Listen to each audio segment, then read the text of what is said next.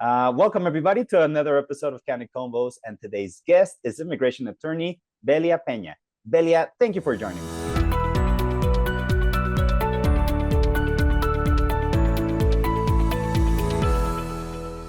Can you please introduce yourself to our audience? Let them know who you are and what you do. Sure. On social media, I'm known as Abogada Peña, immigration attorney here in South Texas. So we're right on the border. It's a city called McAllen, Texas, right on the border with Mexico and Texas. And we serve a lot of clients here locally, but we also serve all over Texas and nationwide. Mm-hmm. And Belia, what can you tell us about your practice area? How did you get involved in this? What type of clients do you serve? What type of cases do you like to work with? Well, I'm from this area, and over time, as I became, more aware of what was going on in my area locally, I began to understand that a lot of injustice happens in court. So there's the injustice that people suffer on the way over here, right? On their journey over here. It could be related to asylum, or it could be business visas. Everyone has their journey to come to a border, the bridge, or at an airport. And when they get there, that's one part of the journey, but also their journey when they enter the United States, getting used to a new country, a new language maybe. And so I began to see these injustices, especially in the courtroom, when people don't speak the language, when they don't know the processes involved. And a long time ago, a mentor of mine told me that true justice is in the process, the legal process of the way your court case is handled. And that has meant a lot to me over time. I have built this practice basically based on that advice, because we want to make sure that the details are taken care of. Many people don't think about the details. They don't think in terms of evidence or what they have to prove to make this statement true. So I began to look into ways to defend the process as it exists and make their court case or their applications or whatever it is that we're doing the best possible, to anticipate questions, to not leave any gaps in information. And so that's how I basically got interested in immigration, because I saw so many people not being able to engage properly with the legal process. Actually, it was very kind to you at the beginning. It was like, what is Zoom and how do I work with this? And now it's like, thank you and please don't go away. But there's a meaning to meeting face to face, like they're still in there. I'm wondering, how's that impacted your team? For now, our team is small. We're all hybrid in theory, but so my one assistant from Get Staffed Up, I've never met him in person. He's in another country. So we do try to meet more, like I said, more touch points, more chats, more video, more everything. And it has worked out really well so far. I mean, he's been very receptive to my ideas, and he helps me with pretty much everything that I need as far as organizing emails and responding to clients or potential clients and things like that. The rest of my team, and this has been ongoing, for example, last year, some people began to prefer being in the office, right? If they were local to me.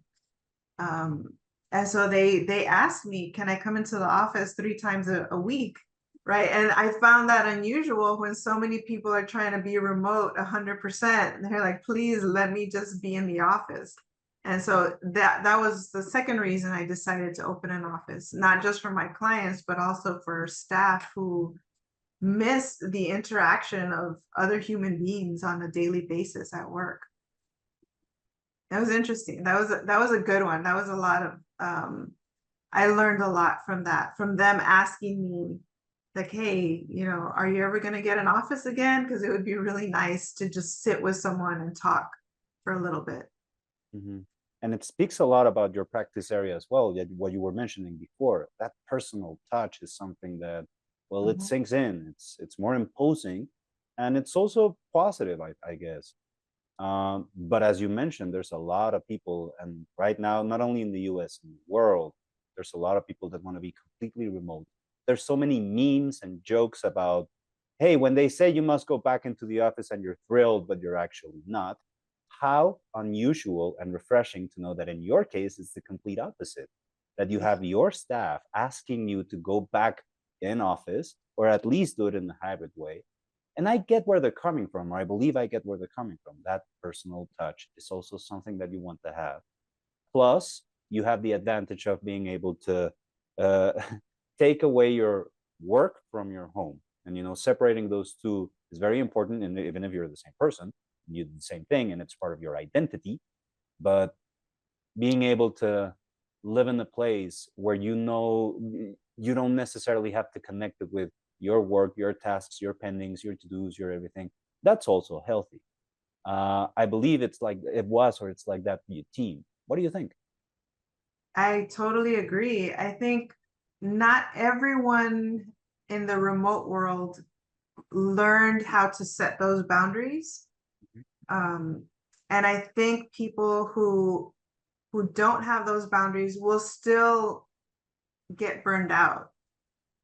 I used to have this idea that being in person and going to work would cause more burnout, because you want to finish everything at the work site, right? Or you just want to be there talking with people, but I see it. I see people making mistakes in the virtual setting as well, because they're not able to just close the door and say, hey, don't bother me right now, or the crying baby is needs attention right now, I have to stop working, right? So setting boundaries, I mean, it's harder with a baby, obviously, but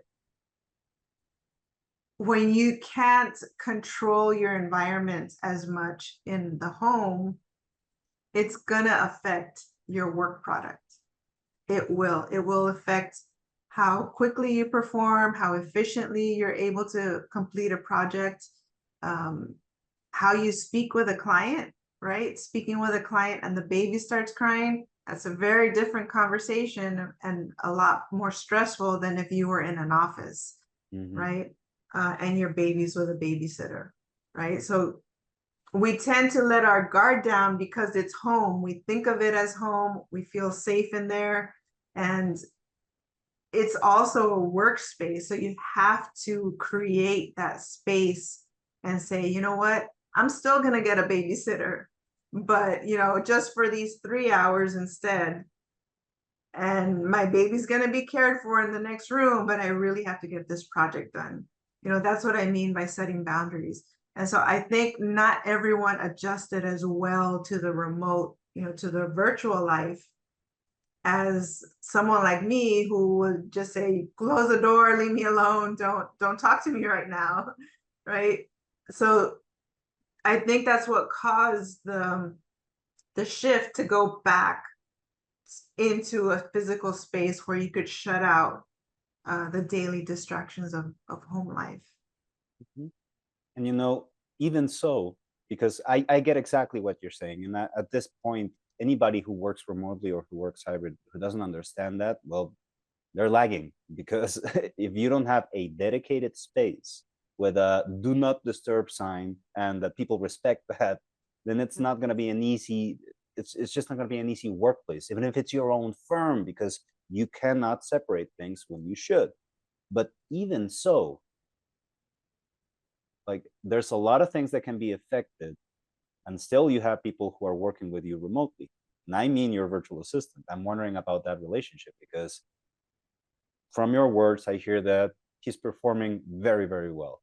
And I'm guessing that he does set those boundaries and he does everything that he needs to do in order to do that.